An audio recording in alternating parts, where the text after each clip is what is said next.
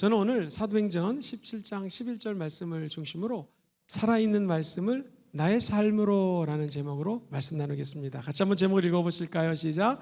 살아있는 말씀을 나의 삶으로.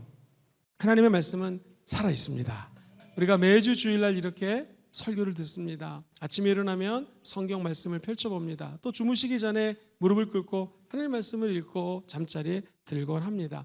수없이 많은 말씀들, 또 유튜브를 열면 많은 목사님들의 설교가 흘러나옵니다. 그런데 우리 한번 스스로 정직하게 자문해 봤으면 좋겠습니다. 그렇게 많이 들었던 하나님의 말씀, 많이 알고 있는 하나님 말씀이 과연 어제 나의 삶에 얼마만큼 영향력을 끼쳤고 오늘 내가 살고 있는 이 시점에 하나님 말씀은 나에게 어떤 의미를 던져줄까요? 성경의 저자는 성령님이십니다. 시작. 성경의 저자는 성령님이십니다. 순복음에서 성령 충만, 성령님과 동행하라, 성령과 함께하라 하는 말은 사실 성경과 함께하라는 말씀하고 똑같습니다. 사도 바울이 복음을 열심히 증거합니다. 그런데 데살로니가 지역에 있는 사람들은요, 마음속에 불편했습니다. 시기했습니다. 질투하는 마음이 있었습니다. 그런데 데살로니가 지역 바로 옆에 오늘 본문에 등장하는 베레아라고 하는 동네가 있습니다. 본문을 보니 베레아에 있는 사람들은 데살로니가 있는 사람들하고 틀렸습니다. 개역개정에 베레아에 있는 사람들은 데살로니가 있는 사람들보다 더 어떻게 해요? 너그러워서 간절한 마음으로 말씀을 받고 이것이 그러한가 하여 날마다 성경을 상고했다. 쉬운 말은 이렇게 번역했습니다. 베레아 사람들은 데살로니가 사람들보다 마음 씀씀이가 훨씬 더 고상했다. 그 다음에 읽어보죠. 시작. 그들은 기쁜 마음으로 말씀을 받아들이고 바울이 말한 것이 맞는지를 알아보려고 날마다 성경을 어떻게 했어요? 연구했다라는 것입니다. 하나님의 말씀은 살아있는 거 믿으시면 아멘 해볼까요? 그 말씀이 내 영혼 속에 들어오려면 첫 번째 우리는 간절한 말씀으로 말씀을 받아야 됩니다. 오늘 베레아 지역에 있는 성도들은 간절한 마음으로 하나님 말씀을 받았습니다. 뿐만 아니라 그 말씀이 진짜 그러한지를 연구하고 말씀대로 살려고 애를 썼다라는 것이죠. 바라기는 성령 하나님께서 이 말씀의 저자일지언데 오늘 예수 믿고 구원받은 우리 영혼 속에 들어와서 하나님의 말씀을 영혼 깊은 곳에 새기고 삶으로 말씀대로 살아가는 역사, 즉 살아있는 말씀을 나의 삶으로 연결하는 역사가 일어나기를 주의 이름으로 소망합니다. 목사님, 어떻게 해야지 살아 꿈틀꿈틀거리는 하나님 말씀이 내 삶에 영향력을 끼칠 수 있을까요? 4가지 단계를 말씀드립니다. 제일 중요한 것은요, 첫 번째, 관찰, 말씀의 지도를 그리십시오. 시작. 관찰, 말씀의 지도를 그리십시오. 첫 번째는 하나님의 이 말씀이 무엇을 말씀하고 있는지를 관찰하는 것입니다. 이것은 나에게 어떤 의미를 가지고 오는 것인가? 왜 이 말씀을 적으셨을까라고 세밀하게 말씀을 관찰하는 것입니다. 때로는 시간이 없다 보면 오늘 읽어야 될 말씀이 많아요 하면서 빨리빨리 넘어갈 때가 많습니다. 관찰은 내 모든 선입견을 내려놓고 마치 보물 지도를 찾아가는 사람들의 마음처럼 하나하나 보물찾기 하는 것이 관찰입니다. 어렸을 때 소풍 갔을 때 보물찾기를 했던 기억이 있으실 것입니다. 저희도 동네 근처에 여러 가지 소풍 가는 장소들이 있었습니다. 가면 미리 선생님들께서 다 보물을 숨겨놨습니다. 쪽지 같은 걸 숨겨놓고 준비 시작하면 보물을 찾아 나갑니다. 그리고 찾으면 연필도 받고 학용품도 받고 때로는 용돈도 받았던 기억이 있습니다. 저와 여러분들도 마찬가지입니다. 오늘날 보물은 하나님 말씀 안에 있습니다. 성령님과 함께 이 말씀을 관찰하고 보물을 찾을 때 하나님은 보물보다 더 중요한 영생이라고 하는 선물을 허락하여 주시고 말씀의 저자이신 성령의 충만함은 하나님의 말씀을 떠나서 받을 수가 없습니다. 하나님의 말씀으로 성령으로 충만함이 이 말씀이라는 보물 안에 담겨져 있습니다. 마귀, 귀신, 더러운 것들 인간의 힘으로 쫓아낼 수가 없습니다. 사람이 떡으로만 사는 것이 아니라 하나님 입에서 나오는 말씀으로 삽니다. 그 말씀으로 귀신도 쫓아낼 수가 있는 것이죠. 어떤 분이 몸이 아픕니다. 병원에 갔습니다. 의사 선생님이 약을 이렇게 처방해 줬습니다.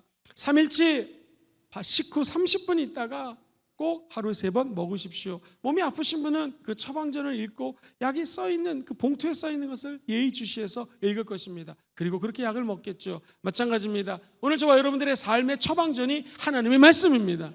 육신의 질병을 고치기 위해서 처방전대로 읽고 따라간다면 저와 여러분들이 시온의 대로가 열리고 미래에 좋은 일이 일어날 것을 기대하시는 분들은 아멘 해볼까요?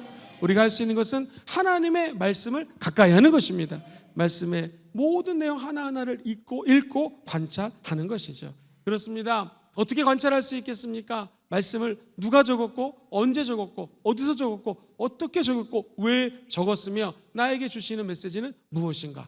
다윗이 골리앗하고 싸우는데 왜 너는 칼과 단창과 네가 의지하는 무기로 나오지만 나는 네가 무시했던 야훼 하나님의 이름으로 나간다라고 얘기했을까? 하나님의 이름이 어떤 능력이기에 이렇게 골리앗이라고 하는 거대한 문제, 거대한 저 거인을 무너뜨릴 수가 있었을까 생각하는 것이죠. 그러면서 관찰해보니 성경 쭉 읽다 보면 야훼 니시 하나님, 우리에게 승리를 주시는 분이 하나님의 영광을 드러내는 말씀 안에 녹아져 있습니다. 아하, 야훼 니시, 하나님은 승리 하나님이시지. 야훼 이레 하나님이 물맷돌을 준비해 놓고 모든 것들을 예비해 놓기 때문에 우리가 성경에서 아는 것처럼 골리앗이라고 하는 문제가 넘어질 수가 있었지라고 하면서 우리가 문제 앞에 있습니다. 이 문제를 뚫을 능력이 우리에게 없습니다. 그러나 말씀이 함께 하시면 그 문제도 무너지게 될 것입니다.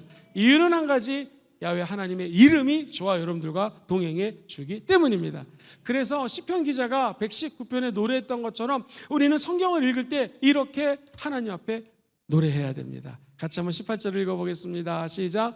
내 눈을 열어서 주의 율법에서 놀라운 것을 보게 하소서. 한 번 더 시작. 내 눈을 열어서 주의 율법에서 놀라운 것을, 먼저 우리의 눈을 열어야 됩니다. 하나님 말씀에서 그야말로 놀라운 것, 어메이징한 것들을 볼 수 있도록 도와주시옵소서.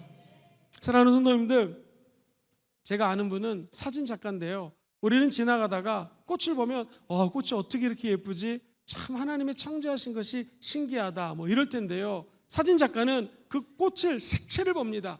조도를 봅니다. 그리고 우리는 그냥 예쁘다 했는데 이분은 사진을 찍기 위해서 햇빛이 어쪽에서 뜨고 있고 역광으로 찍을지 원래대로 찍을지 또 어떤 경치로 찍으면 꽃이 더 예쁘게 나올지를 세밀하게 관찰을 하고 착착 사진을 찍는 것이죠. 저와 여러분도 마찬가지입니다. 그냥 사람의 눈으로 성경을 읽지 마시고 성경을 읽을 때마다 하나님의 눈으로 관찰하시기를 주의 이름으로 축원드립니다. 하나님의 말씀을 사랑해서 관찰하던다는 것은 하나님의 눈으로 이 영적인 사진을 착착 찍는 거하고 똑같습니다. 사랑하는 성도님들, 영화를 보거나 무슨 드라마를 보면 탐정들 나옵니다. 탐정은 사건 현장에 가서 그냥 보지 않습니다. 머리카락 하나하나, 유리창이 깨졌으면 어느 방향으로 깨졌는지, 또 위험 남아있는 먼지 자국 하나조차도 예의주시해서 바라보는 것을 보게 됩니다. 우리도 마찬가지입니다. 하나님 말씀에 숨겨져 있는 단어 하나하나, 특별히 반복되는 단어들, 강조하고 있는 단어들을 자세히 관찰하는 것이죠. 그러면 이 관찰은 말씀을 마치 엄마가 요리를 하기 전에 준비하는 재료하고 똑같습니다. 엄마가 열심히 좋은 재료들을 사다가 다듬어서 김치찌개, 된장찌개, 맛있는 음식을 조리하듯이 저와 여러분들의 영혼 속에 하나님의 메시지가 들어가기 위해서는요, 관찰하는 과정을 제일 먼저 경험해야 된다는 것이죠. 예를 한번 들어보겠습니다. 모세라고 하는 하나님의 사람이 있습니다. 모세는 그냥 부르심을 받은 사람이 아닙니다. 불이 붙었습니다. 이게 왜 불이 붙었지? 그 정도가 아니라 성경에 보면 가시나무 떨기에 불이 붙었는데 왜 붙었는지를 모세는 달려갑니다. 그리고 이렇게 성경은 이야기합니다. 모세가 이리로 돌이켜가서 그 큰 광경을 보리라 라고 명령하고 자기 스스로를 그 불꽃을 향하여 달려갑니다. 관찰은 하나님의 말씀을 관찰할 때 하나님은 저와 여러분들을 불러주시는 것이죠. 그리고 그 말씀대로 소명을 받은 자에게는 모세의 경우 출애굽을 시킬 수 있는 사명을 붙들게 되었고요, 저와 여러분들에게는 말씀을 읽다가 관찰하다가 하나님이 이 땅에서 부어주시는 사명을 발견하게 될 것입니다. 요한복음을 읽어보면 부활 사건을 이렇게 기록을 해놨습니다. 베드로가 들어가서 보니까 세마포가 놓여져 있습니다. 요한은 대충 문이 열렸다, 동굴이 열렸다, 예수님이 나왔다, 부활했다가 아니었습니다. 머리를 쌌던 수건은 딴 곳에 놓여 있었고 예수 그리스도의 부활을 자세히 관찰했던 내용이 요한복음 20장 6절 이하에 펼쳐져 있습니다. 부활의 믿음 갖기 원하시면 아멘 해볼까요? 부활의 믿음은 관찰에서부터 시작되는 것입니다. 다윗도 하늘에 하나님의 영광이 온 열방에 가득합니다 라고 하나님의 세심한 손길 하나하나를 관찰했습니다. 저 궁창이 하나님의 손으로 하신 모든 일들을 나타내고 있습니다. 관찰력이죠. 하나님의 말씀을 읽을 때마다 관찰을 하는 모습, 하나님은 기뻐하십니다. 우리 예수님도 하나님의 사람들이 어떤 마음을 가지고 마음을 드리는지를 관찰했습니다. 성경에 보면 마가복음 12장 41절에 예수께서 헌금함에 대하여 앉으셨습니다. 그리고 헌금함을 대하는 사람들의 마음을 어떻게 돈을 넣는가를 보셨습니다. 여러 부자들은 많이 넣었습니다. 42절 읽어보겠습니다. 시작. 한 가난한 과부는 와서 2렙돈 곧 한 고드란트를 넣는지라. 그 다음에도요, 예수께서 제자들을 불러다가 이르시되 내가 진실로 너에게 이르노니 이 가난한 과부는 헌금함에 넣는 모든 사람들보다 어떻게 해요? 많이 넣었다. 이 말은 무엇입니까? 하나님은 저와 여러분들의 헌금을 얼마 하느냐에 관심 있는 것이 아니라 우리의 마음이 누구를 향하는지를 관심 가지고 지켜보신다라는 거예요. 관찰하고 있다라는 거예요. 바라기는 어차피 앞으로 한 말씀을 25분 정도 더 할 텐데 이 말씀을 들으실 때 하나님께 집중하시기를 주의 이름으로 축원드립니다. 그렇습니다. 내 마음의 중심이 어디를 향하는가 우리 주님은 늘 관찰하고 있어요. 하나님은 우리가 어떤 곳을 더 가기 원하는지 멀리서도 우리의 마음을 알고 계십니다. 안고 일어섬을 아십니다. 그리고 우리 주님 말씀하세요. 우리 하나님은 저와 여러분들을 죽기까지 자기 아들을 내보내시고 사랑해 주셨습니다. 그러므로 성경을 관찰한다는 것은 하나님의 사랑을 탐험해 나가는, 하나님의 마음을 탐험해 나가는 탐험하고 똑같습니다. 우리 인생의 여정에 마음이 겸손하게 낮아져서 하나님 주신 이 메시지를 관찰하는 마음을 허락하여 주시옵소서. 그럼 우리의 눈을 열어주시고 하나님 말씀 속에서 놀라운 것을 발견하게 될 것입니다. 이것이 관찰이라면 두 번째 한번 따라해볼까요? 해석. 이게 어떤 뜻인가? 2000년 전에 쓰여있던 이 말씀이 오늘날 나에게 어떻게 해석을 해야 되는 것인가? 즉 2000년 전 이전에 쓰여졌던 그 고대 문서를 오늘날에 내가 살고 있는 것과 다리를 놓는다는 것, 이것이 해석입니다.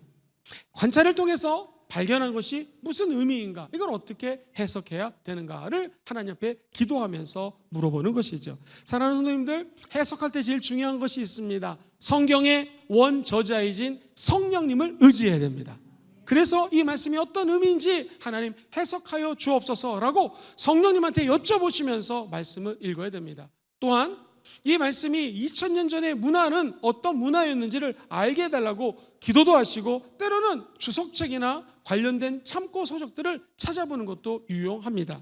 예를 들어 보겠습니다. 원수가 줄이거든 배가 고프면 밥을 먹이고 나에게 너무나 힘들게 하는 사람이 있는데 그 사람이 목마르면 물을 갖다 주라는 것입니다. 이게 말이 안 되지 않습니까? 그러면 그 머리 위에다가 숯불을 이어 놓는 거다. 나에게 원수에게 잘해주면 하나님이 숯불을 올려놔갖고 태워 죽이시려나 보다. 이렇게 해석하면 안 된다는 것입니다. 2000년 전에는 어떤 의미를 갖고 있냐면 어떤 사람이 너무너무나 괴롭게 하고 힘들게 합니다. 그런데 하나님의 마음은 그 사람에게 잘해주라는 거예요. 그러면 그 사람이 2000년 전의 문화는 내가 잘못했습니다, 회개합니다 할 때 옷을 찢고 제단에 있는 숯불을 머리에다 대고 내가 회개했습니다, 이제 나는 새 사람이 될 거예요 라고 사람들에게 공표합니다. 그러니 원수가 줄이거든 먹이고 목마르거든 마시우게 하라는 것은 원수까지도 사랑하라는 것입니다. 그러면 저 사람이 언젠가 예수 믿고 회개하고 구원 받을 수 있다는 것이죠. 그럼 목사님, 우리 예수 믿는 사람들은 맨날 원수만 사랑해야 됩니까? 얼마 전에도 하나님의 젊은 사람이 죽었습니다. 그 아내가 미국 사람인데 하는 말이 우리 남편을 죽인 사람을 사랑하기 원합니다. 하나님의 계획 안에 있기 원합니다. 저는 굉장히 도전을 받았습니다. 이게 도대체 사람의 힘으로 할 수 있는 것인가? 그런데 성경은 원수를 사랑하라. 그러면 이렇게 얘기합니다. 원수의 목전에서 상을 베풀어 주신다는 거예요. 원수를 축복하고 잘해주면 하나님의 원수는 그냥 하나님 손에 맡기라는 것이고요. 그 원수 앞에서 진수성찬을 차려주신다는 것입니다. 직장에서 사회생활 하시면서 또는 심지어 우리 주변에서 같은 생활을 하는 사람들 가운데 너무너무 여러분들을 힘들게 하는 사람이 있습니까? 그분에게 잘해 주십시오. 배가 고프면 먹이십시오. 목마르면 생수를 갖다가 사서 드리십시오. 그러면 그 원수의 목전에서 저와 여러분들에게 상을 베풀어 주시는 하나님을 만나게 될 것입니다. 즉 해석의 힘입니다. 고난이 있어도 시련이 있어도 눈물이 있어도 이것을 어떻게 해석하느냐에 따라서 다르게 바라볼 수가 있는 것이죠. 말씀을 관찰하고 하나님, 이 말씀을 어떻게 해석해야 되겠습니까? 라고 성경을 성령의 눈으로 해석하시기를 주의 이름으로 축원드립니다. 빨간 안경을 끼면 빨갛게 보이는 것이죠. 파란 안경 끼면 파랗게 보입니다. 검정색 끼면 검게 보이는 거예요. 저와 여러분들은 십자가를 통하여 성령님의 안경을 끼고 하나님의 말씀을 바라보시게 되기를 주의 이름으로 축원드립니다. 사랑하는 성도님들, 고대 근동의 겉옷은 신분입니다. 이 신분을 함부로 겉옷을 주세요 라는 말을 할 수가 없습니다. 매우 예의에 어긋나는 것이죠. 그런데 어떤 사람이 나에게 겉옷을 달라 하면 내 지금 이 지체 높은 신분을 탐하는 것이거든요. 근데 성경은 겉옷뿐만 아니라 속옷까지 주라고 얘기합니다. 말이 되지 않죠. 그것은 무엇을 의미합니까? 하나님은 이 말씀을 해석할 때 손해보고 살라라는 것입니다. 손해보면 하나님께서 30배, 60배, 100배, 1000배, 만배로 되돌려 준다라는 것이죠. 그 당시 2000년 전에는요, 로마 시민권자들, 특별히 로마 군인들은요, 오리 동행권이라는 법이 있습니다. 열심히 행군을 합니다. 완전 군장을 하고 전쟁에 참석합니다. 그런데 너무 이 완전 군장이 무거워요. 그러면 저 피지배급에 있는 사람들, 내가 다스리는 나라의 어떤 젊은이에게, 젊은이 이게 좀 무거우니까 나랑 같이 오리를 동행합시다 라는 오리 동행권이 있습니다. 그러니 누가 나에게 오리를 동행하자면 몇 일을 해요? 10리를 가라는 말은 뭐냐면, 그 당시에 오리 동행권을 어떤 사람이 발동하면 손해보는 마음으로 오리가 아니라 10리라도 함께 걸어주라는 것입니다. 성경에 오른밤을 치면 왼밤을 도리래라, 이 말은요, 어떤 사람이 화가 나가지고 나를 이렇게 때린 것이 아닙니다. 완전히 무시해가지고 이렇게 나를 경멸한 것입니다. 고대 근동을 연구했던 학자의 견해에 따르면은 어떤 사람이 화가 나고 이렇게 치면은 미안해 이를테면 10,000원의 벌칙금을 내면 해결이 됩니다. 그런데 어떤 사람을 무시해가지고 같은 레벨인데 이렇게 치면은요 400배, 400만 원을 내야 돼요. 화가 나서 치면 10만 원 주고 해결될 것을 내가 무시하면은요 400만 원이 아니라 4천만 원을 물어내야 되는 것입니다. 그만큼 사람을 무시하면 안 돼요. 그런데 성경에 누가 나에게 오른밤을 치면, 이 말은 이렇게 무시하면서 친다는 거거든요. 그렇게 쳐도 예수 믿는 사람들은 가슴을 활짝 펴고, 시작! 가슴을 활짝 펴고, 눈을 들어 하늘을 보고, 시작! 눈을 들어 하늘을 보고 살라라는 것입니다. 말씀을 제대로 해석하면 성령님이 우리 인생을 도와주신다는 거예요. 그러므로 힘이 들어도 어려워도 좌절해도 낙심돼도 흔들리지 않게 되기를 주의 이름으로 축원드립니다. 제가 예전에 영어 공부할 때 일이었습니다. 영어에 이런 표현이 나왔습니다. 이 다리가 레그지 않습니까? break a leg 그래요. 다리를 갖다가 부러뜨려라. 이게 도대체 무슨 말인가 했더니 나중에 알고 봤더니 연극 배우들이 연극에 앞에 나가서 공연하기 전에 조그만 커튼을 열고 옆에서 이제 드디어 본 무대로 진출합니다. 그래서 break a leg라는 것이 이 커튼이 레그란 단어로 써있기 때문에 쫙 제끼고 앞에 나가가지고 공연을 좀 잘해라는 화이팅, 이런 의미가 바로 break a leg입니다. 잘못 해석하면 다리 몽둥아리를 부러뜨려라 이렇게 해석할 수가 있는데, 직역하는 게 아니라 그 말 속에 숨겨져 있는 의미가 담겨져 있는 것이죠. 그렇다면 하나님 말씀을 읽을 때에 그냥 읽지 마시고 이 말씀 속에 숨겨져 있는 것이 무엇인지를 하나님과 고민하시고 기도하시면서 읽어보라는 것이죠. 2000년 전에 오래된 그 하나님 말씀이 오늘날의 말씀으로 통역해 주시는 통역관이 있습니다. 가장 위대한 통역관, 저와 여러분 안에 계신 성령님이십니다. 그분은 말씀의 저자십니다. 그럼 우리가 모르는 것들을 재해석해 주시고 우리 삶에 끊임없는 거룩한 영향력과 영양분을 허락해 주실 것입니다. 에디오피아 네시, 꽤 높은 사람입니다. 빌리치사야, 저 네시에게로 가라. 하나님 말씀을 읽고 있는데 이 읽는 것을 깨닫습니까? 나에게 지도해 주는 사람이 없는데 이 말씀을 내가 어떻게 깨달을 수 있겠습니까? 했을 때 빌립 집사가 해석을 해줍니다. 그리고 에디오피아 사람이 하나님을 믿게 됩니다. 예수를 구세주로 영접합니다. 여러분이 하나님 말씀을 모르는 사람들에게 달려가서 그동안 관찰하고 해석하고 배운 것들을 이야기하면 구원의 문이 열리게 된다는 것이죠. 바라기는 이번 추석 명절 기간에 수많은 가족들을 만나고 친척들을 만날 때 하늘문의 문이 열리고 그동안 나에게 말씀하셨던 하나님의 말씀을 잘 해석해서 전도하시기를 주의 이름으로 축원드립니다. 이 말씀이 얼마나 위대하냐면요, 엠마오로 가는 두 제자가 있었어요. 그때 성경은 얘기합니다. 누가복음 24장 27절에 이에 모세와 모든 선지자들의 글로 시작하여 모든 성경에 쓴 바 자기에 관한 것을 우리 예수님이 자세히 설명해 주셨습니다. 이게 해석이거든요. 누가 설명해 주는 거예요. 그러자 32절에 보면 같이 읽어볼게요. 시작. 그들이 서로 말하되 길에서 우리에게 말씀하시고 우리 속에 마음이 뜨겁지 아니하더냐. 할렐루야. 하나님의 말씀을 해석한다라고 하면 흔히 신학자들처럼 주석을 공부하고 이 말씀을 연구하는 거 아닙니까? 그런데 우리 주님이 말씀을 해석하자 마음이 뜨거워졌습니다. 하나님의 말씀을 해석하는 건 내 머리가 뜨거워지는 것이 아니라 가슴이 뜨거워지는 것이죠. 저 여러분들이 말씀을 읽을 때마다 하나님의 말씀이 꿈틀꿈틀거려서 지성이 아닌 우리 감성에 하나님의 말씀이 도전되기를 주의 이름으로 축원드립니다. 말씀 해석은 하나님이 하시는 것이다. 시작. 말씀 해석은 하나님이 하시는. 창세기 40장에 보면은 꿈을 해석하지 못합니다. 요셉에게 꿈을 잘 해석하니까 사람들이 물어봅니다. 어떻게 이 꿈을 해석할 수 있겠는가? 그러자 성경은 이야기합니다. 8절에 이렇게 맨 밑에 보시면 이렇게 적혀져 있습니다. 해석은 하나님께 있지 아니하니까. 즉 해석하는 건 누가 하는 거예요? 하나님이 하시는 것입니다. 인간적인 분석이 아닙니다. 해석은 성령님이 도와주시는 것이죠. 그때 우리 마음속에 성령님이 조명해 주셔서 환하게 되는 것처럼 말씀을 통하여 우리 영혼이 환해지게 되기를 주의 이름으로 축원드립니다. 진짜 해석자는 성령님이십니다. 저는 한번 간증을 했습니다. 이미 목회를 섬길 때에 전도사가 처음 되면 하는 일은 뭐냐면 봉고차에다가 성도들이 오시면 전기 같은 거, 자녀들 학교 보내는 거, 이런 거 주회종들이 합니다. 저도 너무나 많은 일을 하다가 수요 저녁 예배를 드리고 제가 사회를 보고 통성기도를 인도하고 집에 들어갔는데 비가 부슬부슬 내리는 날이었습니다. 너무 몸이 안 좋아서 감기 몸살 아주 심하게 들린 것 같았습니다. 약국을 여는 데가 없습니다. 호주는. 그래서 이거 어떻게 하면 좋을까라고 무릎을 꿇고 기도하는데 하나님이 말씀을 암송하라라는 마음을 주셨어요. 그래서 제가 알고 있는 모든 말씀을 한국말, 영어, 그리고 또 잘 암송하지 못한 것은 제가 중간중간에 그 의미를 제 마음대로 해석을 해가지고 계속 선포했어요. 놀라운 것은요, 그날 제가 늦게 잠을 잤기 때문에 한 3시간밖에 잠을 자지 못했습니다. 다음날 또 교회 그 승합차를 운전해가지고 성도들을 모시고 새벽 예배 가야 됩니다. 제 기억에 한 3시간밖에 못 잤습니다. 웬일입니까? 일어나니까요 온몸을 주님께서 치료해 주신 거예요. 10시간 잔 것보다 더 개운하게 일어났고 그날 운전을 하면서 하나님을 찬양했던 기억이 있습니다. 하나님의 말씀이 우리를 회복시켜 주십니다. 말씀이 우리의 치료제입니다.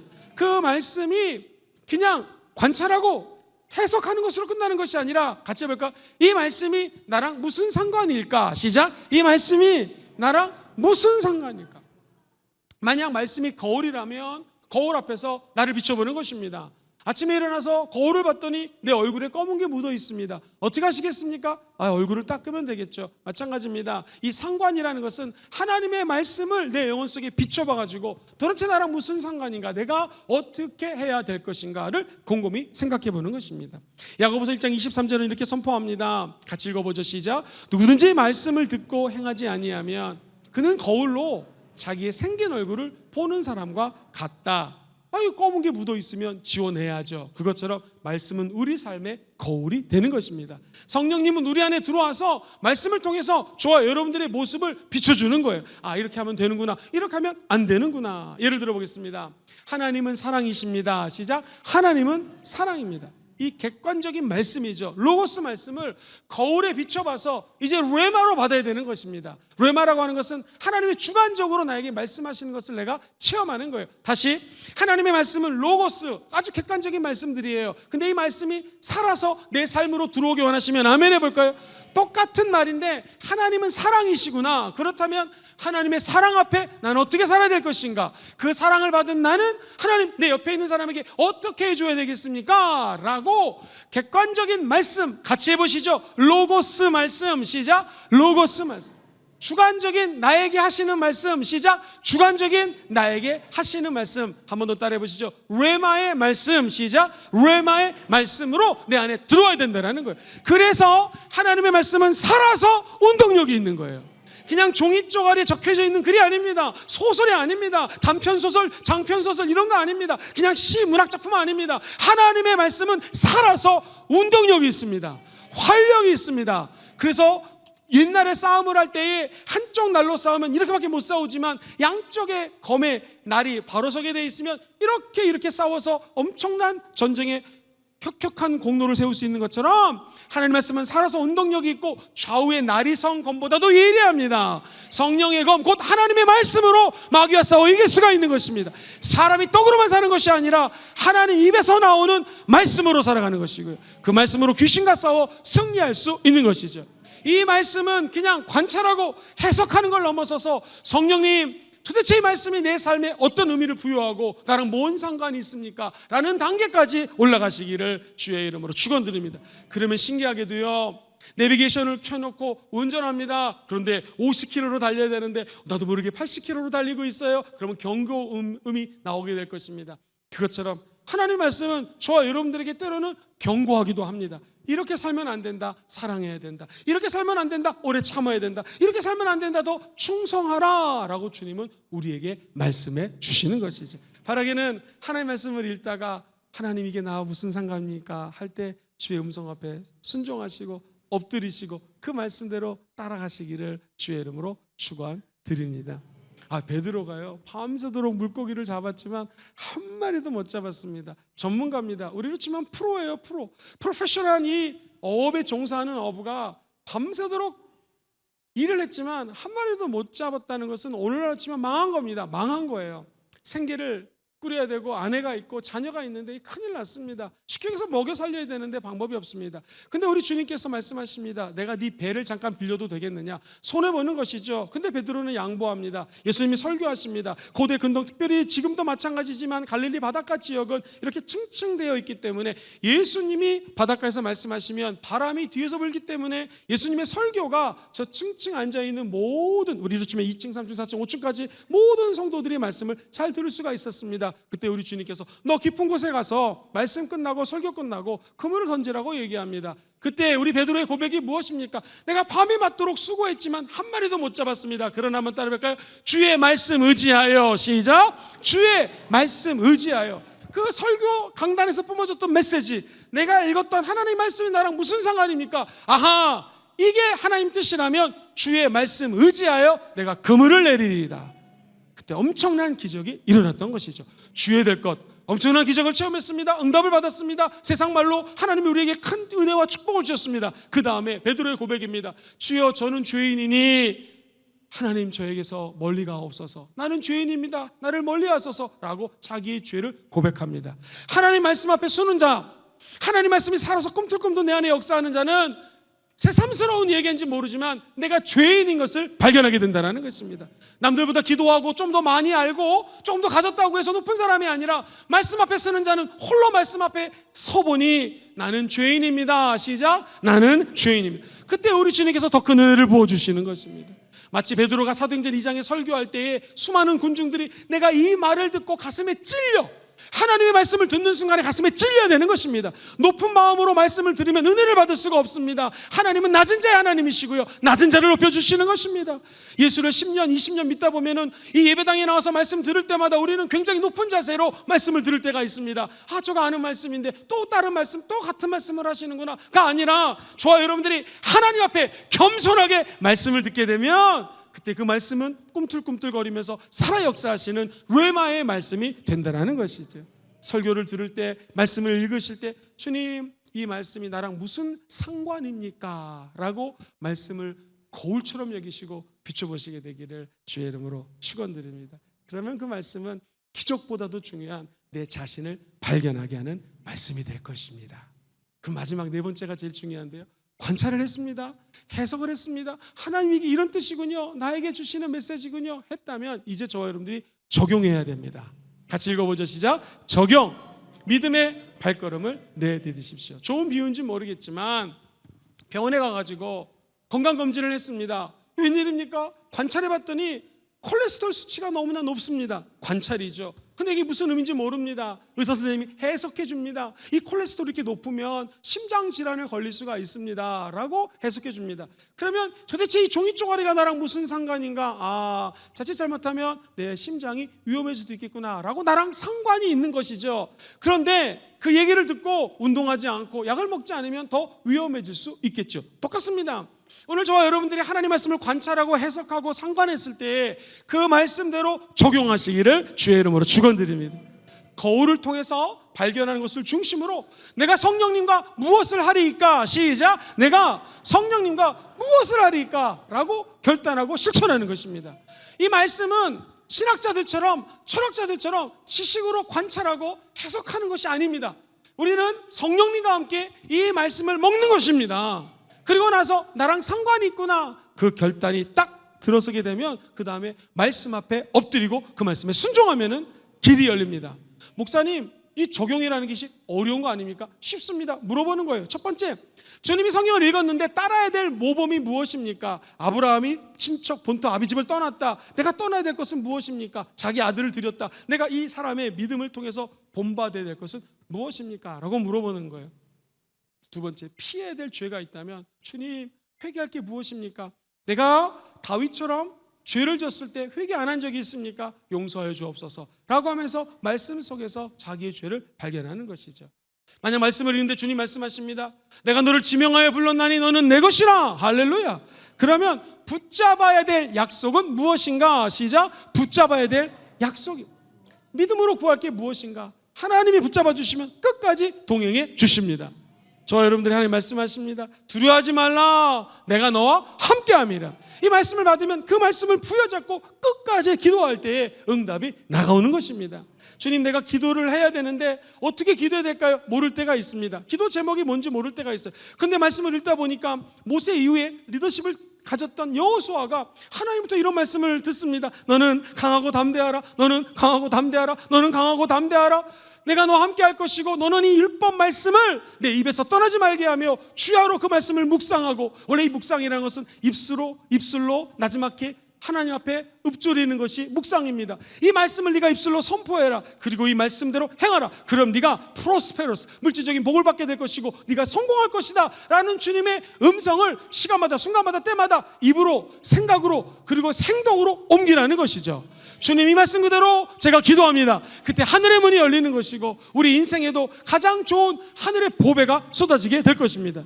더 중요한 것, 주님, 이 말씀 즉각 내가 실천하기 원합니다. 그렇다면 순종해야 될 명령은 무엇입니까? 라고 주님 앞에 물어보는 것입니다. 적용은 여섯 번째, 준비되지 않으면 하나님 쓰시기가 어렵습니다. 내가 준비해야 될 것은 무엇입니까? 훈련 받아야 될 것은 무엇입니까? 갖춰야 될 조건은 무엇입니까? 우리 청년들이 요즘 군대 많이 갑니다. 군대 가면 훈련소를 지나야지만 군인이 되는 것처럼 제가 훈련받고 있습니다. 오늘 이 말씀을 통하여 나에게 주시는 메시지는 무엇입니까? 내가 주님 앞에 직면해야 될 도전은 무엇입니까? 새롭게 해야 될 것은 무엇입니까? 과거에 갖고 있던 모든 낡은 생각 버려야 될 것은 무엇입니까? 옛날 옷을 던져버리고 새 옷을 입기 원하시는 분들은 아멘 해볼까요? 하나님, 이 말씀이 나에게 새 옷일지언데 어떻게 입어야 되고 무엇을 시작해야 되겠습니까? 그때 우리 주님께서는 말씀을 통하여 저와 여러분들의 삶에 임재해 주시는 것이죠. 지도를요, 엄청 비싼 걸 샀습니다. 우리 금정산에 대한 지도 잘 나와 있습니다. 저 남산역까지도 가는 거 잘 나와 있습니다. 그런데 그 지도를 보고 진짜 금정산을 올라가야죠. 남산역까지 걸어가든지 운전하든지 실제로 움직여야지 어떻게 가는지를 알 수 있는 것처럼, 적용이라고 하는 것은 하나님 말씀을 머리로 받아들이는 것이 아닙니다. 뜨거운 가슴으로 받아들이는 것이 아닙니다. 하나님의 말씀을 행동으로 옮기는 것이죠. 그때 성령님이 도와주십니다. 성령님은 성령님의 매뉴얼대로, 말씀대로, 성령의 계획대로 움직이는 자에게 우리를 축복해 주시고 그 어려움으로부터 피할 길을 허락해 주시는 분이십니다. 씨앗이 있어요. 이 씨앗을 누군가가 심어야 됩니다. 그래야지 자라나고 열매를 맺게 되는 것처럼 하나님의 말씀을 내가 행동할 때 진짜 씨앗이 땅에 숨겨지게 되는 것이죠. 바라기는 저와 여러분 인생길에 하나님 말씀이 들리면 그 말씀대로 순종하시기를 주의 이름으로 축원드립니다. 사랑하는 성도님들, 하나님이 은혜를 베풀어 주셔서 이스라엘 백성들을 홍해를 가르시고 저 광야로 하나님의 백성들을 옮겨주셨습니다. 광야에서 고생 많이 했습니다. 홍해는 빨간 바다, 예수의 피를 상징합니다. 예수 피는 예수 믿고 구원받은 자들을 의미하는 거예요. 오늘 예수 보혈의 능력으로 우리가 성찬식을 거행합니다. 예수님이 저와 여러분들을 대신해서 피 흘려주셨기 때문에 저와 여러분들이 구원받은 줄 믿습니다. 그런데 신앙생활은 이 구원의 강, 홍해를 넘었다고 끝나는 것이 아닙니다. 인생이 광야를 걷습니다. 광야를 지나 요단강을 건너야지 적과 꿀이 흐르는 가나안 땅으로 들어갈 수가 있습니다. 이 요단강 땅 앞에 하나님의 사람, 이제 모세는 하나님의 음성에 순종하지 못했기 때문에, 말씀을 따라하지 않았기 때문에 이 요단강을 건너갈 수가 없습니다. 그래서 그는 요단강을 앞두고 적과 꿀이 흐르는 가나안 땅을 코앞에 두고 하나님 나라에 들어갑니다. 여호수아가 요단강을 건너야 됩니다. 홍해는 모세가 기도하고 지팡이를 내리칠 때 갈라졌습니다. 요단강은 어떻게 하면 갈라질 수 있을까요? 내 인생의 광야 시간, 너무나 힘들고 고되고 짜증나고 수많은 원수들이 진쳐있고 사방으로 우겨싸움을 당한 것 같고 눈물밖에 없는 이 시간을 어떻게 내가 돌파할 수 있겠습니까? 한 가지입니다. 요단강이 갈라질지어다. 어떻게 갈라지겠습니까? 바로 말씀을 상징하는 언약궤, 하나님의 말씀을 제사장들이 어깨에 맵니다. 그리고 계속해서 강물은 흘러갑니다. 아직 강물이 멈추지 않았습니다. 갈라지지도 않았습니다. 믿음으로 하나님의 말씀과 함께 발을 내디디면 요단강이 갈라지는 것입니다. 눈에는 보이는 것이 없고 손에는 잡히는 것이 없지만 하나님의 말씀을 의지하여 한 걸음을 옮기셔야 됩니다. 이것이 적용입니다. 하나님의 말씀대로 행할 때 요단강은 갈라지게 되고요, 수많은 이스라엘 사람들은 드디어 적과 꿀이 흐르는 가나안 땅으로 들어가게 되는 것이죠. 이번 명절 기간에 요단강이 갈라질지어다. 어떻게 갈라집니까? 우리의 힘으로 가를 수가 없습니다. 한 가지, 하나님의 말씀을 붙잡으셔야 되고요, 그 말씀을 관찰하고 해석하고 한 걸음 더 나아가 이게 나와 무슨 상관입니까? 그 단계를 넘어서서 성령님과 함께 말씀을 의지하여 요단강을 밟으십시오. 요단강은 갈라지게 될 것입니다. 그리고 아무리 저 눈앞에 수많은 성들이 있다 할지라도, 적군들이 있다 할지라도 우리 주님은 능히 이기게 하실 것입니다. 가나안 7족속을 면하는 역사가 말씀 안에 있는 것이죠. 아하, 사람은 떡으로만 사는 것이 아닙니다. 그러나 하나님의 말씀으로 살아갈 수가 있는 것이죠. 저와 여러분들이 말씀을 듣거든 외면하지 마시고 그 말씀대로 순종하시기를 주의 이름으로 축원드립니다. 엘리야 이야기를 하면서 결론으로 넘어가겠습니다. 엘리야가 너무너무나 가난한 집에 갔습니다. 사르밧 과부는 이제 먹을 게 없습니다. 그런데 엘리야는 이렇게 얘기합니다. 먼저 네가 갖고 있는 작은 것으로 나를 위하여 떡 한 가지를 만들어서 내게로 가지고 와라. 그랬을 때 순종하자, 그 말씀대로 적용하자, 그 가정에는 기적이 일어났던 것이죠. 그렇습니다. 말씀을 읽다 보면은요, 오병이어 12바구니, 12 족속을 상징합니다.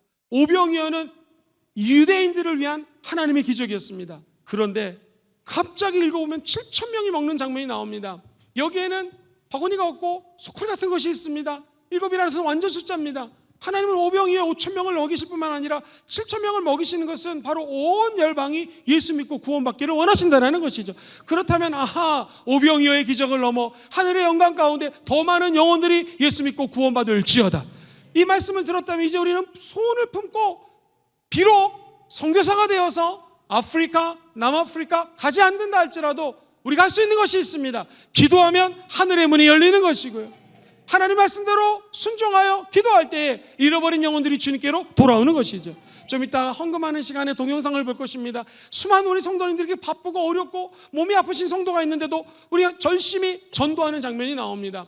하늘의 상급이 크게 될 줄 믿습니다. 근데 목사님, 제가 몸이 안 좋아서 전도할 수 없습니다. 기도해 주시면 됩니다. 요즘 일이 너무나 바쁩니다. 출장을 많이 갑니다. 출장 가는 그 전철 안에서, KTX에서, 비행기 안에서 기도해 주시면 되는 것이죠. 하나님의 뜻은 하나님의 말씀 가운데 내 삶을 재해석하게 하시고 내가 있는 어느 곳에든지 하나님 나라를 위하여 하나님 일을 할 수 있도록 길을 열어주십니다. 그것이 바로 하나님의 말씀의 능력인 것이죠. 아침마다 눈을 뜨시면 말씀을 읽으시고 성령과 대화하시면서 그 말씀에 순종할 때 하늘의 길이 열리게 될 줄 믿습니다. 너희들은 말씀을 행하는 자가 되고 듣기만 하여 자기를 속이는 자가 되지 말지어다. 이 말씀 그대로 저와 여러분들이 말씀을 듣고 그 말씀을 적용할 때 놀라운 역사가 나타나게 될 줄 믿습니다. 말씀 정리하겠습니다. 우리가 이 하나님의 말씀을 어떻게 내 삶으로 땡겨올 수 있을까요? 성경을 읽으시면은요, 먼저 관찰하는 마음으로 예의주시해서 반복되는 말들, 하나님 이걸 왜 이렇게 말씀하셨을까 자세히 한번 관찰해 보십시오. 그리고 이 성경의 저자가 누구라고요? 성령님, 이게 어떤 의미를 갖고 있습니까? 라고 하면 성령님께 여쭤보시면서 해석해 보십시오. 그러면 나랑 상관 있는 말씀이 나옵니다. 그 말씀은 밑줄도 그으시고 이 말씀은 나에게 왜 주셨을까? 라고 하나님께 기도하십시오. 그럼 성령님이 마지막, 이건 중요하니까 읽어볼까요? 시작. 적용. 믿음의 발걸음을 내려주시오. 말씀을 아는 단계에 넘어져서 삶으로 말씀이 연결되기를 주의 이름으로 축원드립니다. 같이 따라해볼까요?